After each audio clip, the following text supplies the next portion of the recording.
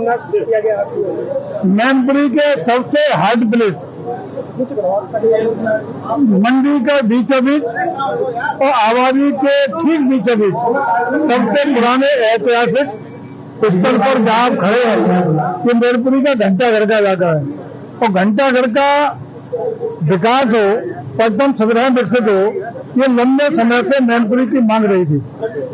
हम लोगों ने न सिर्फ पर्यटन विकास किया, योजना देने का काम किया है, बल्कि मैनपुरी का सबसे ऊंचा राष्ट्रीय ध्वज भी स्थापित कराएंगे, जो मीलों दूर सर के मैनपुरी की आन बान शान बढ़ाने का काम कराएगा। और यहाँ जो पर्यटन सुविधाएं विकसित होंगी, उससे यहाँ के आसपास के रहने वाले, यहाँ के जो श्रद्धा भाव रखने वाले सभी लोगों के लिए इस तरह का डेस्टिनेशन डेवलप हो जाएगा कि लोग सुबह शाम बैठ करके यहाँ बुजुर्ग युवा अपने स्वास्थ्य के लिए भी लाभान्वित हो, यहाँ पौराणिक जो उसका महत्व उसके प्रति भी जागरूक हो। एक पुराना जो परंपरा का सबसे महत्वपूर्ण डेस्टिनेशन है, उसी स्वरूप में ये विकसित हो सके, ये हम लोगों का प्रयास है। इसके साथ ही साथ 1.5 करोड़ रुपए के लगभग की योजना शहर के लिए भी आज यहाँ शिलान्यासित हुई है।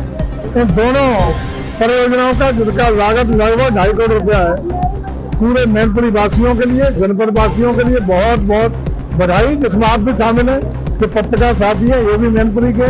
आप सब लोगों को बहुत बहुत बधाइयाँ, शुभकामनाएं। मंत्री जी, जीएसटी रिफॉर्म किया गया है, उसमें बिजली का टैक्स घटाया, उस पर कांग्रेस काफी निशाना साध रही है। कांग्रेस की प्रवक्ता है शुक्रिया, उन्होंने कहा कि राहुल गांधी बिहार में जाकर के बिहार के लोगों को बिना डरे गले लगा रहे हैं। तो क्या बिहार के लोग इतने अकेले हैं या उनसे डर किस बात का है?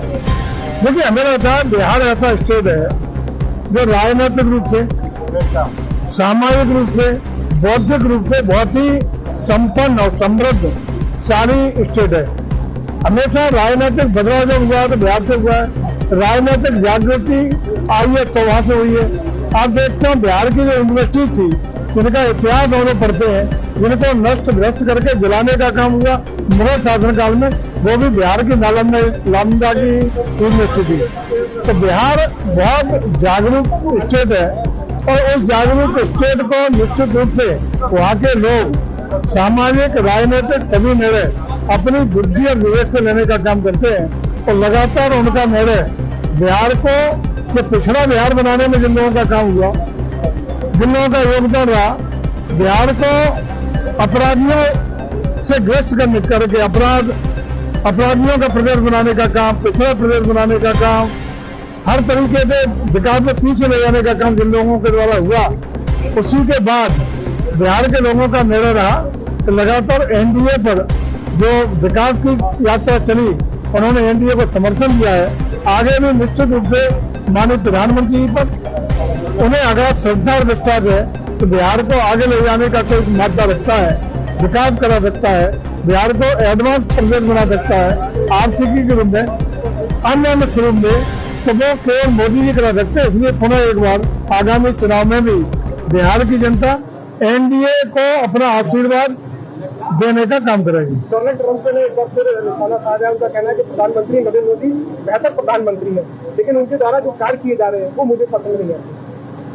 देखिए, उनकी अपनी बातें हैं, वो जाने, लेकिन भारत अपने हितों के लिए, राष्ट्रीय हितों के लिए, देश के किसानों के हितों के संरक्षण के लिए, देश के उद्योगों के संरक्षण के लिए पूरी तरह प्रतिबद्धता से काम कर रही है। हमारी स्वतंत्र विदेश नीति है, हम अपने राष्ट्रीय हित को कभी चोट नहीं आने देंगे, उसमें चाहे अमेरिका हो या अन्य देश हो, हम अपने हितों को सर्वोपरि रखते हुए ही कोई भी निर्णय लेने का काम करेंगे। सवाल मंत्री जी, अखिलेश यादव का आगरा लखनऊ से 8 लाख रुपए का चालान दिया है, जिसपे उन्होंने निशाना साधा। उन्होंने कहा कि जो चालान करने वाला है वो भी भाजपा का कोई ना कोई एजेंट। देखिए, जो आप भी गए होंगे आगरा एक्सप्रेस पे, चालान कौन काट रहा है?